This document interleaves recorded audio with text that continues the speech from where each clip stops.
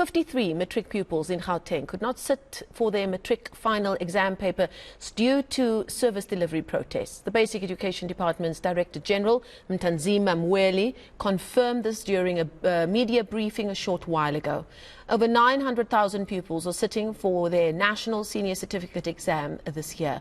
Our reporter Moloko Moloto has been tracking the story for us in Pretoria, where that media briefing has just concluded. Moloko, you know, this class of 2022 has faced so many challenges. They're the class that have spent the last 2 or more years studying while the country and the world was in the midst of a pandemic. There were rolling power cuts during the time that they were supposed to be studying, and now this. So many issues that, in this case, was out of the hands of the Department of Basic Education. How are they managing this situation? Well, Marcel, so many challenges which this class of 2022 is confronted with, coming from all fronts, as you said, load shedding, the COVID-19 pandemic that they have had to navigate through. But now there's a challenge of community members who engage in public service delivery protest, I mean to say. In fact, the department today, as it was briefing the media, just giving us an update on the challenges that they are confronted with, considering that the examinations are underway. Many of those protests in Gauteng provinces such as the Northwest, but also the Northern Cape. In some instances, the department is saying it is the parents themselves who are part of this, and they are making a call to say even the protesters, as much as their issues could be legitimate, but they should not be compromising the future of the children who had spent 13 years preparing for this all-important examination. We know the department has said there are some schools wherein pupils who are pregnant, this would be females, are being prevented from writing examinations, and they are frowning upon that. In some instances, even pupils who haven't paid school fees, they are also being prevented. But obviously, these are issues that ought to be debated by the public at large. And let me now bring into this conversation the Director General of the Department of Basic Education, Mr. Mathanzima Mweli. Sir, thank you so much for making time. The issue of the protests that members of the community engage in sounded like a very pertinent issue, because you were emphasizing that their issues could be legitimate, but they are, you know, preventing the learners from writing. You singled out the South African SANCO, and you did say that please attend to, don't do this. The question is, have you been able to engage the leaders of SANCO? And one would have thought perhaps they would be here to commit that they are not going to be stopping pupils from writing exams. Well, our appeal is to the broader civil society. We isolated SANCO because in terms of civil society, SANCO is the main stakeholder there. And we know that if we get the support of SANCO, we should be able to get the support of broader civil society. We have not arranged specific meetings with them because they are a political formation. It's a matter that I will be discussing with the Minister and the Deputy Minister to look at the possibility of meeting with them as well, to help us take this message to broader civil society to allow learners to go and write exams. Yeah.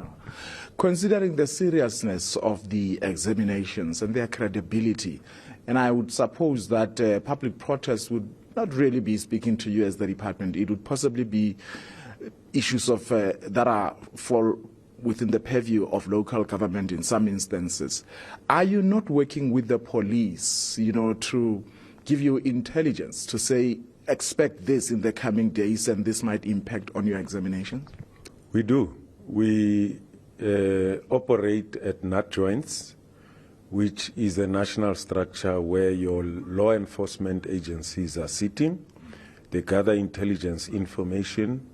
They share that information with us. At provincial level, we work with prof joints, which is another structure where law enforcement agencies are also represented. They help to gather information They help us even with operations of flying over question papers where there's no access. There's a looming strike by the public servants. You did point out that you really have an apprehension about that. What would be the impact and what contingency plan do you have in place should the public workers, who may include the educators, go on strike? We are concerned about the imminent public strike because potentially it can disrupt exams, but we have put a contingency plan in place to deal with that. The good thing is that all the role players that are involved in the salary negotiations indicated that they would want to put exams as their priority and ensure that exams are not disturbed. Yeah. The disruptions are not only orchestrated by human beings. You did point out to the natural disasters, storms, and one of the points you made was that you are appealing to parents to make alternatives of accommodation near the examination centers, but they are going to say we can't even afford. How are you going to then deal with that? Parents who would say we would want to do that, we simply can't. Communal life still continues in the villages. I've been there last week in the Eastern Cape. People live together. My child can go and stay for a night to write the exams in my relative's place or in, somebody that I know. Or else schools do organize, makeshift sleeping arrangements, organize mattresses for learners. Many schools are able to do that. And we want them to obviate the possibility of being locked out because of heavy rains that happen overnight, or even floods that might prevent them from going to write. All right. And when can the learners expect the results? The results will be out on the 20th of January. The minister will announce on the 19th. On the 20th, learners will be having their results collected from schools. All right. Mr. Mathanzima Mweli, the Director General in the Department of Basic Education, we thank him for his time. And of course, he's been insisting that despite these challenges, this examination process has been exceptional and that the challenges that they encounter are really normal and they are open about them. At least they are open about that, indeed. Still to come. Well, thank you so much for that crossing. That's Moloko Moloto reporting for us live there from Pretoria.